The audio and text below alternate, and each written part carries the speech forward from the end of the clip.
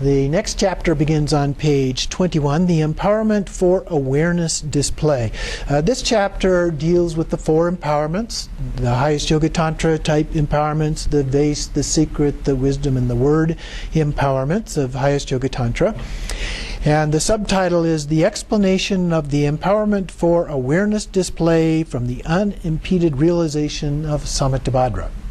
So this is coming from a specific text. It begins to Samattabhadra and Vajrasattva, to Prahavajra and Manjushri Mitra, to Sri Singha and all other masters, to the lineage masters of the three Kayas. I pay homage.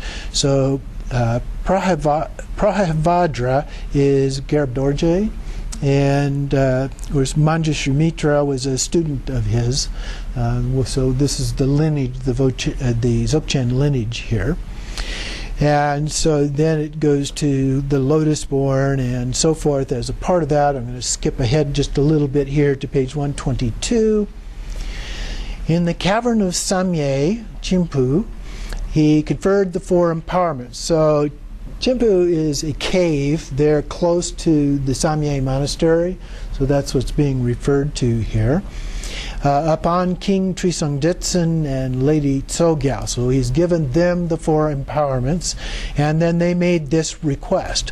What is the meaning when one is conferred empowerment with attributes and articles? And so he replies, all the teachings are taught in three ways: expedient meaning, covert meaning, and definitive meaning. The expedient meaning has the purpose of skillfully guiding sentient beings to higher realms. The covert intent is when the Bodhisattva uses his ingenuity for liberating beings. So the first one is just understanding the teaching, and then the second one is actually applying those things. The definitive meaning, the third one then, has three stages. As the fruition of all the teachings of the lower vehicles, the view of the middle way, free of focus, is to settle into a state free of limits. What the sutra followers call absence of conceptualizing, free of perceiver and perceived. Up to this point, there is no actual conferring of empowerment. So the actual conferral of the empowerment is not the Lama saying, well, do this, say this, and so forth in that process. It's the realization that we get from that. That's when the empowerment is actually conferred. So then he goes through each of these four empowerments. So he begins, according to the Tantras, the secret mantra. And secret mantra, of course, is the Tibetan Buddhism, or the highest Yoga Tantra, excuse me. So one is conferred with the vase empowerment. Now the vase empowerment actually applies to the outer tantras and the inner tantras. So both highest Yoga Tantra and the other tantras, the peaceful deities and so forth. We start with the view of emptiness that purifies the obscuration of karma. The vase empowerment opens the doorway for the inner part of secret mantra, the five wisdoms, and thus it is a symbolic empowerment. The vase empowerment enables you to purify the obscuration of disturbing emotions and cultivate the yidam deity and practice the sadhana. Oftentimes when you do an empowerment, the first thing that is done is a vajrasattva, or just a purification practice, and then the actual vase empowerment, which is kind of like a second level of purification as a part of that. Then they asked again, at the time of the secret empowerment, why does one need to train in the channels and winds? So this is the second empowerment. Now, generally speaking, and this varies a little bit from one lineage to another, the vase empowerment empowers you to do the generation stage practices of the deities. Okay?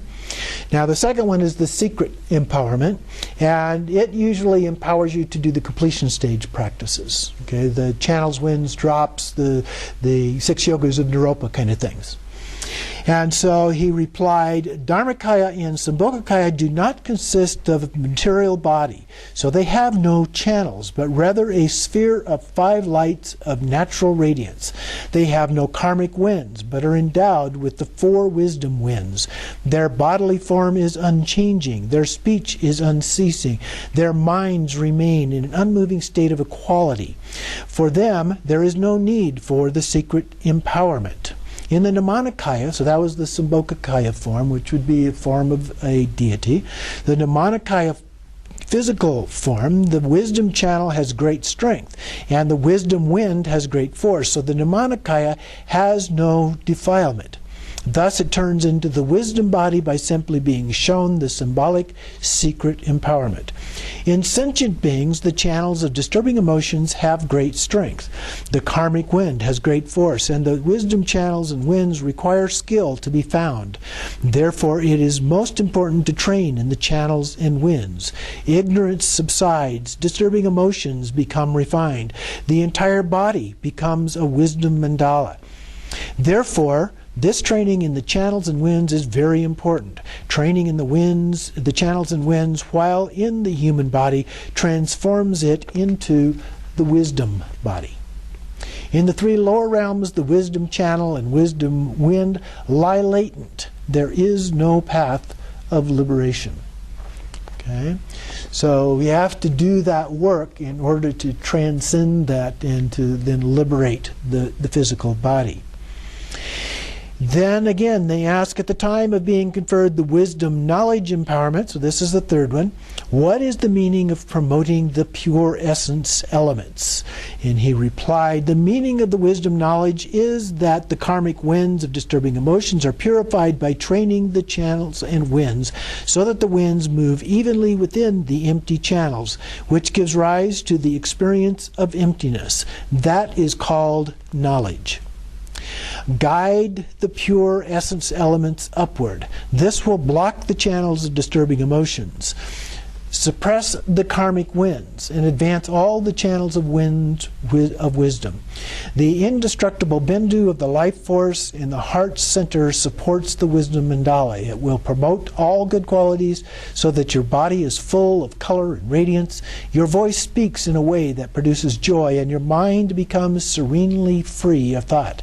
If you connect this with profound pith instructions, the stage of no return requires no effort. In this way, you become capable of the actions and activities of bringing forth wisdom by means of the bindus. So this is kind of the advanced stages of this, where we're using the bindus within. So we've done tumo. We would have done tumo, for example, in the previous one. And in here we would be doing like the four joys and the four blisses kinds of activities. And even the part where we dissolve, we visualize the dissolution that we would do at the moment of death or the time of death. So we would dissolve the dissolution of the elements first, and then the dissolution of the consciousness and so forth into the clear light, and then meditate in the clear light, and then we reverse that process when we do it as a practice. We don't when we go into the bardo, we just rest in that state, and that enables us to actually achieve enlightenment at the time of death. So then we have the fourth, or word empowerment, and so they ask, please explain in detail the meaning of pointing out that the nature of one's mind is dharmakaya when conferring all four empowerments in completeness. And so he responds, says, all the experiences belonging to samsara and nirvana are the unity of appearance and emptiness, while the empty quality is predominant. This entire world, earth, mountains, rocks, the moon, the four seasons, and so forth, are all empty. All sentient beings and life forms are born and die. Attaining nirvana means being liberated within the dharmadhatu space of emptiness. Everything becomes empty, and so all that appears and exists is the state of emptiness. Therefore, do not be attached and do not cling to duality. Remain in the continuity of the great all-pervasive state of realizing emptiness. Let be free from mental constructs. Emptiness is the essence of most teachings. If you fail to understand the meaning of emptiness, you will involve yourself in clinging to the perceived objects of the six collections and continue to roam in samsara. If you gain certainty about the nature of emptiness, you interrupt samsara's stream and delusion is completely purified. If you stray into the idea of emptiness or fail to understand the state of equality and instead dissipate into the state of indolence, there is no straying more severe than such mistaken emptiness. Rely, therefore, on a master for the key point of the profound instructions, and persevere in practice. So then they asked once again, please explain to us the detail of the meaning conferring the most supreme among all empowerments, the empowerments to awareness display, as well as the key points of practice and the meaning of gaining mastery over awareness. Now, this empowerment is one that would be done in conjunction with the pith instructions of Dzogchen. Usually as a part of that. And that's when the master, as you get into a meditative state, and shouts "Pit!" and that kind of thing. Okay? So here, one undertakes the 4 empowerments mentioned above progressively. One journeys through the levels and paths. On the gradual path, the empowerment for awareness display is taught by the Buddhas, who are by nature spontaneously perfected and sending out compassionate emanations from the Dharmadhatu of Akanishta. They teach it for the sake of instantaneously awakening those who are of the highest fortune. It is not possible to attain Buddhahood without having achieved the empowerment to awareness display. So that concludes his instructions to King Trisong Detsun and Lady Tsogyal after having given them the 4 empowerments.